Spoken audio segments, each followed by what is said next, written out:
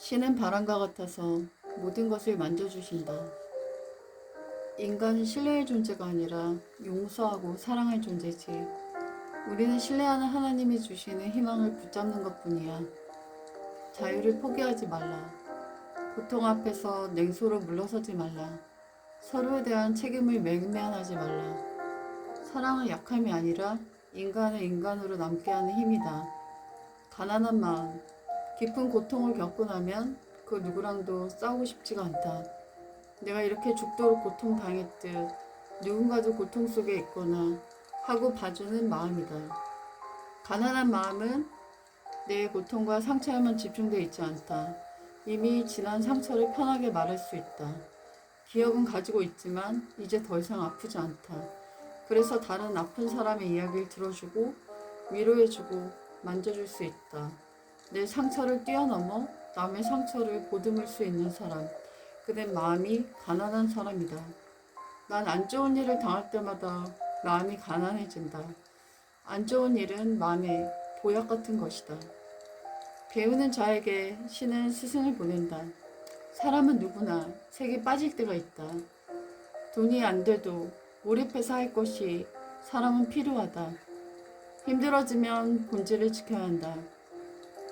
선하게 진심으로 열정을 다해 해도 안 될 수가 있다. 그것을 10번이나 반복해서 했는데도 안 될 수 있다. 하지만 그것이 쌓여서 지금의 내가 된 것은 분명하다. 얼룩은 더러움이 아니라 세상에 하나밖에 없는 디자인이다. 버려진 돌은 모퉁이 돌이 된다.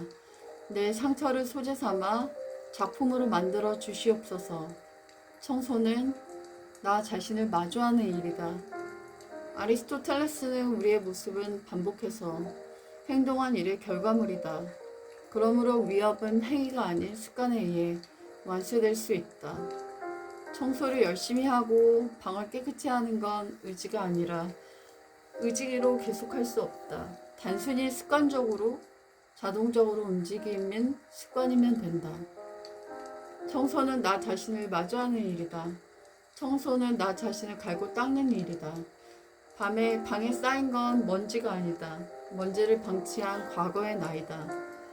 해야 할 일을 하지 않았던 자신이 퇴적되어 있다. 더러움은 싫지만 더 싫은 건 더러움을 방치한 나 자신과 마주하는 것이다. 하지만 물건을 줄이면 청소가 쉬워져 습관이 될 수 있다. 비판적인 타인의 눈을 통해 기회와 위기를 깨달을 수 있는 것이다. 곡선 같은 말이 있다. 너무 밝은 지실은 눈부시기에 넌지시 보여줘야 할 경우가 많다. 태양을 똑바로 볼 수 없듯 진실도 애둘러서 비스듬히 말해야 하는 경우도 있다. 마음을 진실하게 나눌 사람은 전체가 아니다. 한두 명에 불과하다.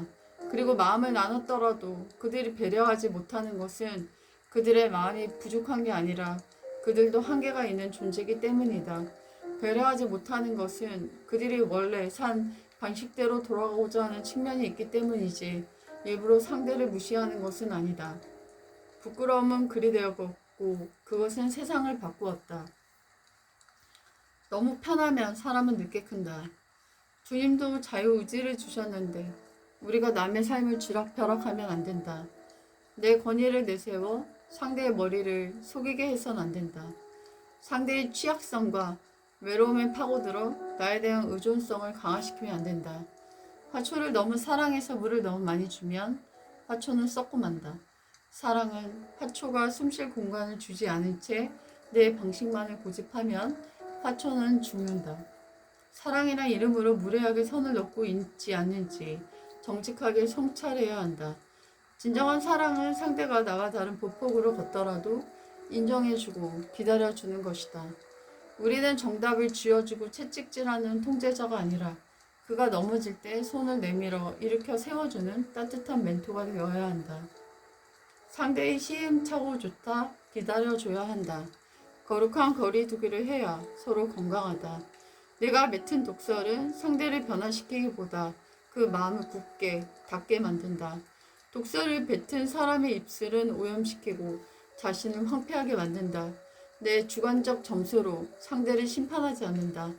보여주려고 할수록 가치는 떨어진다. 질보다 빈도가 가치를 결정한다.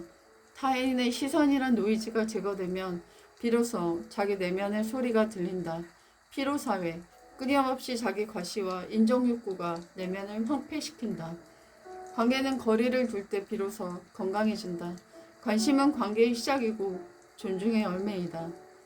남의 일상을 소비하는 것이 줄어들면 비교의 고통이 줄어든다. 남의 삶을 덜 보는 것만으로 자기 삶의 만족도가 올라간다. 인간이 유지할 수 있는 진정한 관계는 5명에 불과하다. 자신의 계획은 기록하되 공유하지 않는다. 건강한 몸은 자연스럽게 보이고 깊은 사고는 대화에서 배어나오며 경제적 안정은 삶의 여유에서 드러난다. 침묵의 포트폴리오, 과정은 나만 안다. 결과는 남이 발견한다. 강한 존재감은 소리를 지르는 사람에게서 나오는 것이 아니라 조용히 자기 자리를 만드는 사람에게서 나오는 것이다. 자기를 부인하는 자가 가장 강한 자다.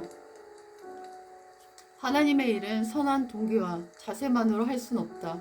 고난과 실패를 통해서만 내면에 뭐가 있는지 깨닫게 된다. 하나님은 능력 있는 자를 찾지 않으신다. 하나님, 전 아무것도 아닙니다. 라고 고백하는 자를 찾으신다. 좋은 지식은 눈이 아니라 귀로 얻을 수 있다는 것이다. 사실 눈은 유혹과 어려움을 이끌어내는 나쁜 창이 되기도 한다. 하지만 귀는 나쁜 거를 듣는 사람들은 그다지 많진 않을 것 같다. 사람은 자기를 높이면 상대와 적이 돼. 하지만 자기를 낮추면 상대와 친구가 되지. 넌 내 앞에 사람이 친구가 되길 바라니? 아니면 적이 되길 바라니? 진리가 아닌 것에 힘을 너무 빼지 마라. 복음이 뭔지 모르니까 어떻게 살아야 하는지 모르는 것이다. 복음을 모르면 형식을 강요한다. 보여줄수록 좋은 부분은 질투가 되어 돌아오고 힘든 부분은 약점이 되어 돌아온다. 내 자랑을 하기 시작하면 주변에 적이 많아진다. 나에 대해 알릴수록 시기 질투가 뒤따라온다. 나에 대해서 떠들기 시작하면 독이 되어 돌아온다. 다른 사람의 입장에서 그 고통을 이해해야 한다. 밑바닥을 겪어야 자족하는 법을 배운다.